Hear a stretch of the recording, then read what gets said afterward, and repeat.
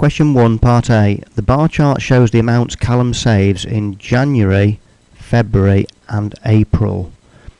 How much does he save in January 2010?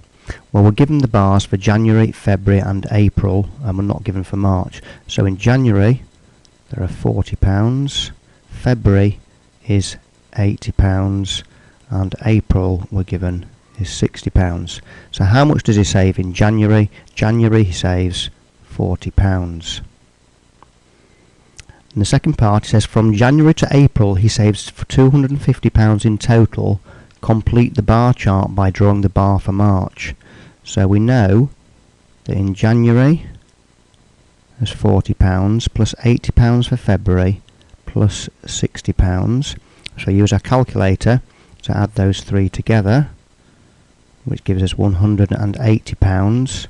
So we have £250 is our total, minus £180, again we use our calculator to work that out, is £70. So March is £70. So for March we want to draw a bar up to 70, that's the same width as the other bars. So from 0 up to 70 we have a bar to indicate the total for March. All four values there add up to £250, which is his total.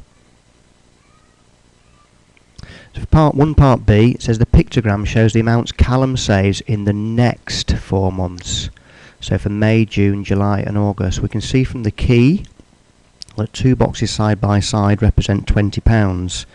So for May, we've got 20, 20, 20 and 20. So 4 times 20 using our calculator is £80.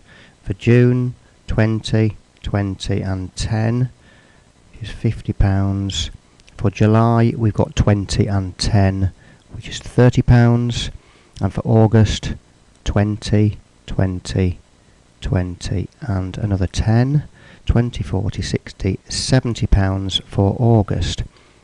And it says work out the range of the amount he saves in these 4 months. You must show your working. So the range is the biggest amount, subtract the smallest amount. So it says you must show your working, so we must show this calculation. The biggest amount is for May, which is £80, and the smallest amount is for July, which is £30. We use our calculator to work out 80 subtract 30 is £50. Question 1, part C.